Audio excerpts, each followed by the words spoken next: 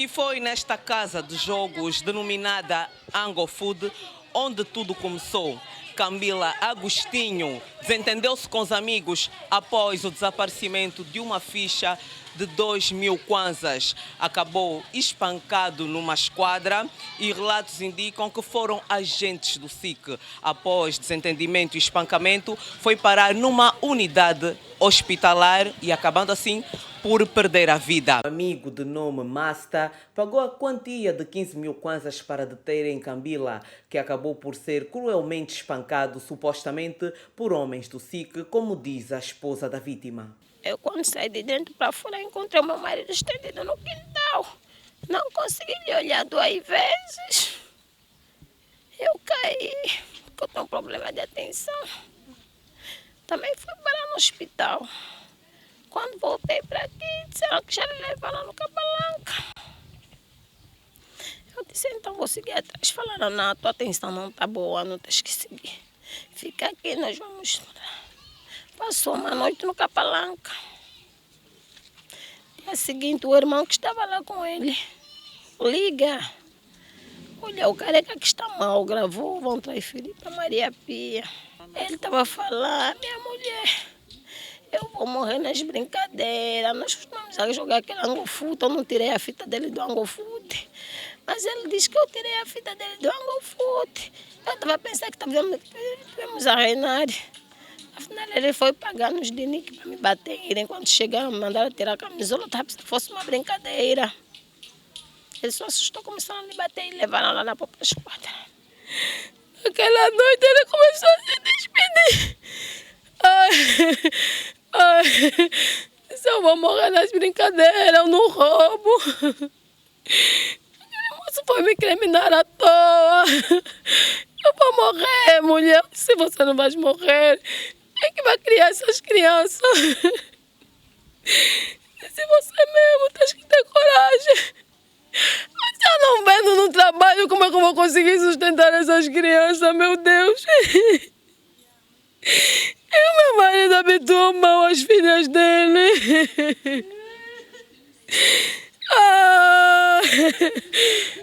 Isso que eu tenho para falar, eu só quero justiça do meu marido, Senhor. O pai da vítima diz não conseguiu ver seu filho, tendo sido impedido enquanto este esteve detido e que os pertences da vítima, como telemóvel, foram furtados no mesmo local. Encontrei meu próprio o SIC, no escritório. Os 3 já foram passear. Boa tarde. Camarada, veio trazer o almoço do moço que está detido. Do moço? Sim. Mete aí no chão. Eu disse, não, eu não posso meter o almoço aí no chão. Você vê, o menino está aqui detido. Mas qual é o crime que ele fez? Que me faz para eu não ver o meu filho onde que ele está. Ele disse, não pode me dar essas perguntas porque tem que saber o amigo dele. O amigo dele? Eu disse, não, eu não conheço o amigo dele que ele trouxe aqui. Não conheço o amigo dele se ele é polícia ou é civil. O senhor que está aqui, você deve de me mostrar onde está o meu filho. Camarada, não me complica. Mete o almoço ali. Com aquele mundo nervoso, meti o almoço aí e saí fora. Estamos às 2h30.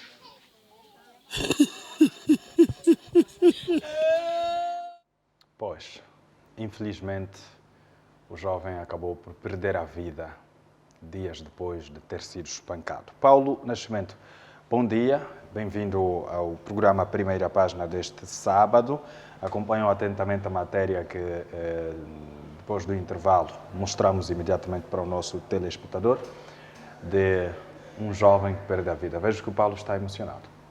Bom dia, Luís Afonso.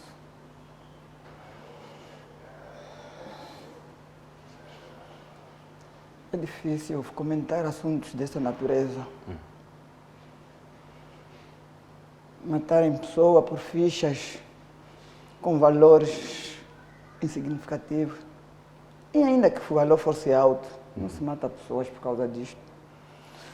Ainda mais sendo polícias ou indivíduos ligados ao SIC a ter esse tipo de postura. Não pode ser uma instituição do Estado que deve causar mágoas na população. O cidadão não precisa disso, já não merecemos isso. Estado tem que pôr nisto. O Estado tem que fazer alguma coisa. Chega, basta. Basta de termos instituições do Estado a causar mágoa no cidadão. Mas são alguns efetivos. Não importa, é aqui a questão não de importa, generalidade. não importa. Quando um efetivo, quando o indivíduo está a agir em nome do Estado, a culpa recai sempre sobre o Estado. Porque quem contrata, quem recruta, quem forma é o Estado. Logo, devemos nos perguntar a essa família, a esses filhos, quem vai olhar? Se o filho, quando está com o pai e a mãe, já é difícil criar. Agora deixam os filhos com uma mãe que, com todas as dificuldades que já tem, um pai deste, com a idade que tem, ver o filho a morrer por essas situações, como é que nós vamos comentar um caso deste?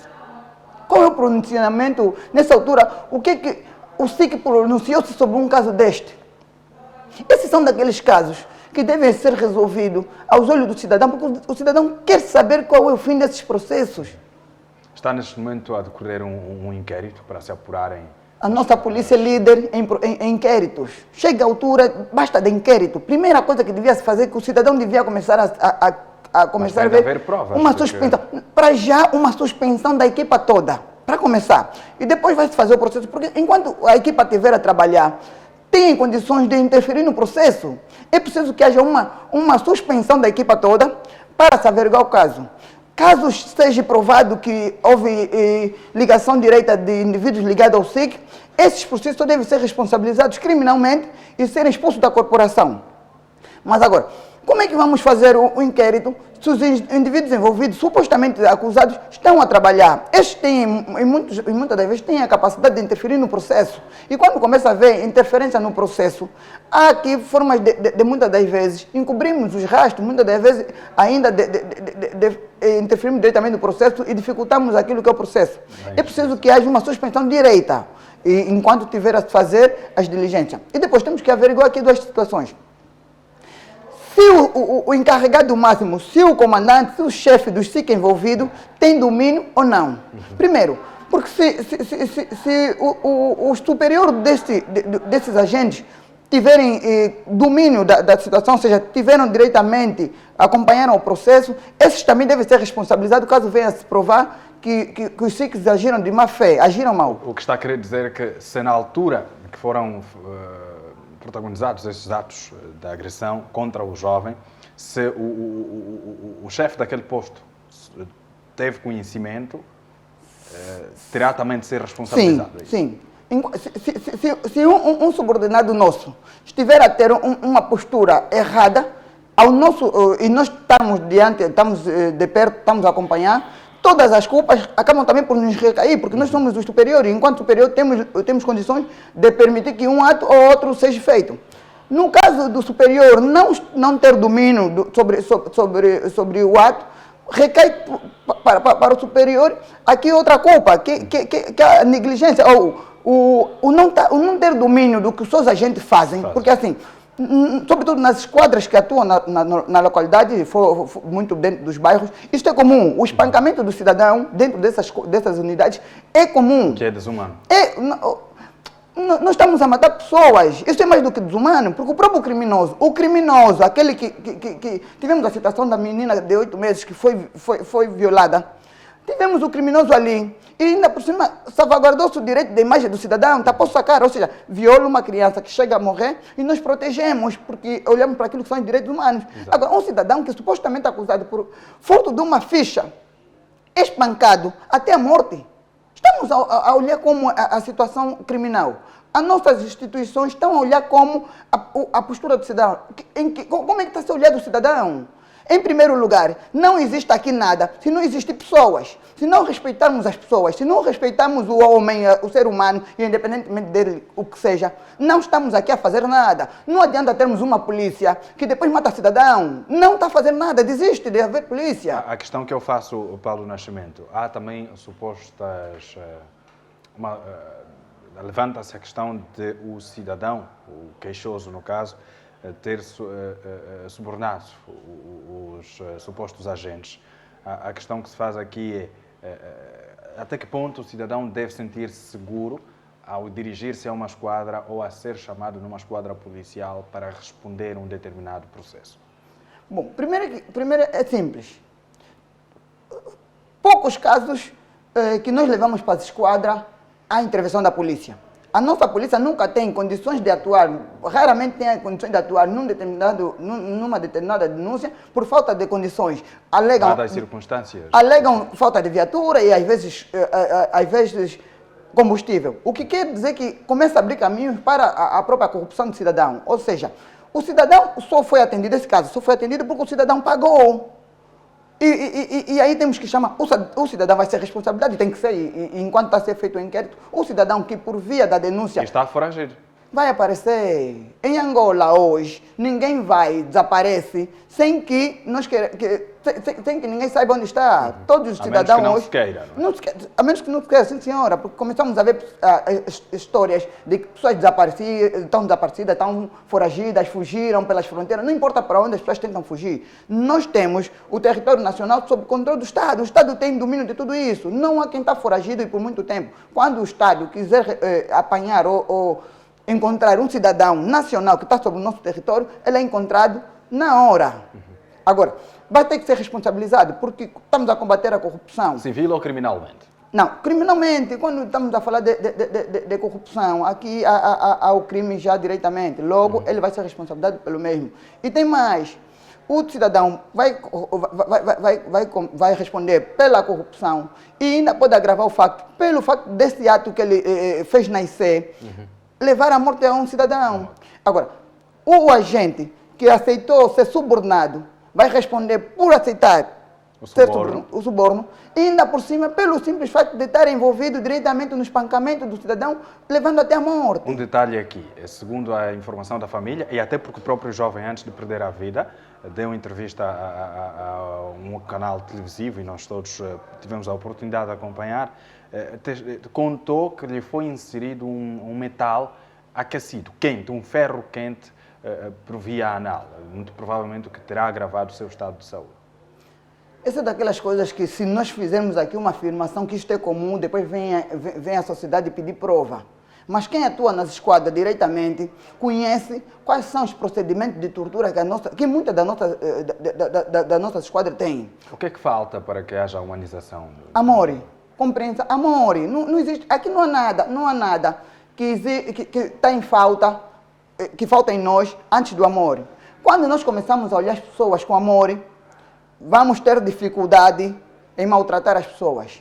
E o amor não está só no seio dos agentes do SIC, da polícia, não, em todos nós, falta-nos amor. O treinamento de alguns agentes que acabam por manchar o bom nome das instituições. Por isso que eu digo que quem dá o treinamento, quem recruta é o Estado. O Estado sabe que método de treinamento vai dar a cada efetivo, porque nós temos polícia para todo tipo. Então vamos lá ver. Um militar de tempo de guerra, do tempo de guerrilha, andou nas matas, num período de paz, lhe é tirado e ele posto na polícia. Nós sabemos que o treinamento de um militar é diferente de um polícia, até porque um é militar, outro é paramilitar. Ao pormos um agente, um militar que teve durante a guerra, anos e anos, na mata, e depois vamos lhe pôr num processo de olhar, de cuidar para o cidadão, tem que haver aqui um processo de treinamento, de preparação desse militar, desse indivíduo, porque o tipo de treinamento dele é diferente. O mesmo acontece com os agentes. Recruta-se gatunos, bandidos. Qual vai ser o comportamento desse indivíduo quando chegar a gente? Obviamente, por não deixar as suas práticas, por não deixar aquele comportamento, vai aproveitar-se da própria instituição, das condições que a instituição dá, nomeadamente, às vezes, o passe, pistola, e faz o abuso. E temos uma outra situação aqui. Existem agentes dentro das esquadras que têm mais poder que o comandante. Há agentes que dentro da unidade não respeitam o comandante. E por motivos simples. Primeiro, existe pai. E aqui a chamada alerta é mais para os superiores, isso está na classe dos superiores, que quando os seus filhos cometem, estão em desvio, estão em mau comportamento, o pai, para castigar o filho ou punir o filho, mete na polícia ou nas forças armadas. Esse, depois de treinamento, entregam este filho com esse desvio na mão da instrução e dos comandantes. Esses, depois de estarem nas unidades, muitas das vezes, porque estão confiados que o pai é o comissário, que o pai é general, que o pai é brigadeiro, não respeitam os seus superiores dentro das unidades. E depois o superior, que por ter uma graduação inferior ao pai, também limita-se. Muitas das esquadras, quem cria esse problema, muitos desses problemas não é no domínio do comandante. Às vezes até o comandante já teve situações em que o comandante diz, eu estou cansado com esta gente. E o comandante não tem muito a fazer, porque o agente que está ali só faz isto porque o pai, sabe a quem confiar. Porque o pai dá esta ousadia e temos situações dessas. No meio disso tudo, há também os bons agentes. Não. É preciso que se reconheça que nós temos hoje uma polícia melhor do que aquela que tínhamos no passado. Hoje o Serra Vandun está fazendo um trabalho bonito. Há um trabalho que começou desde 2011 que visa formar os agentes. Hoje nós temos, a nível da instituição do Ministério do Interior, das próprias Forças Armadas, temos agentes muito bem formados, com um nível de instrução muito aceitável, capazes até muitas das vezes de ser comparado com polícias de outros países. Mas ainda temos os maus. E o que acontece? A instrução, os polícias que estão a ser bem instruídos, obviamente estão a ocupar cargos administrativos e cargos muito mais... Agora, o homem que está no terreno. Aquele do terreno, sobretudo na unidade, as unidades que atuam dentro dos bairros, Capalanca, os bairros mais a fundo, onde o cidadão, porque isso depois também tem muito a ver com o nível de conhecimento do cidadão, onde o cidadão desconhece os seus direitos, a violação dos mesmos é maior. O que eu quero dizer com isso? A unidade que atua na Ingambota, os agentes lá, a atuação daqueles agentes é diferente do agente que atua no Zango. Por quê? Primeiro, porque o nível de entendimento do pessoal da Ingambota é maior. São pessoas com um nível financeiro superior, um nível de influência superior, nível acadêmico superior, tem uma cultura jurídica superior. O cidadão que atua, que vive no bairro, e depois também aqui fizemos isso. Sem desprimor aos não estamos aqui a desprezar nada. Estamos a olhar conforme aquilo que nós olhamos. Por isso é que o agente, quando entra num bairro, para ir atuar dentro de um bairro, atua diferente. E quando é para atuar num outro, atua também totalmente diferente. E depois daqui nós temos um problema. E esse problema olha-se muito para aquilo que é o contexto. Então imaginemos, se um advogado em exercício, dentro de uma unidade, é maltratado, é desrespeitado. Imagina um cidadão.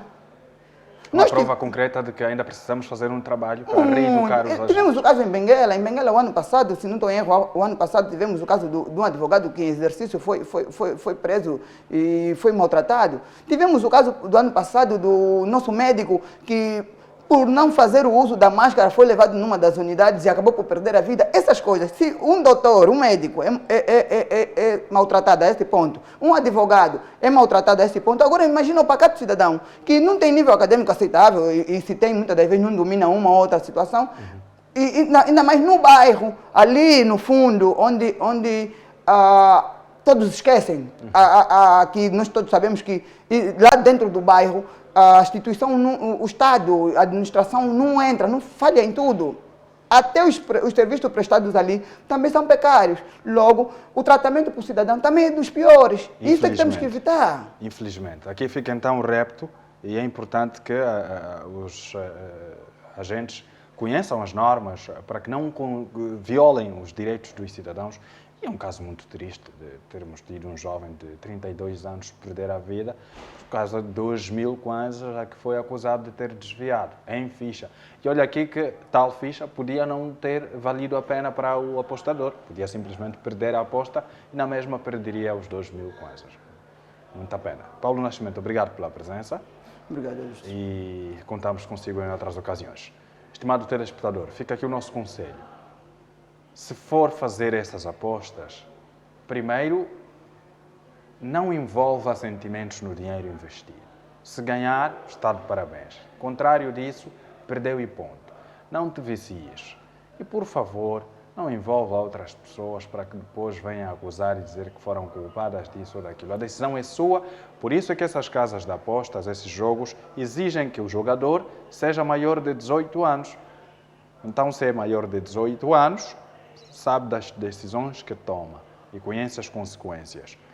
Não coloque os outros em risco. É uma pena estarmos a falar disso. Devíamos falar de outra coisa, algo melhor. Ponto final à edição de sábado do programa Primeira Página. Se Deus quiser, estaremos de volta na segunda-feira com mais notícias. Bom dia.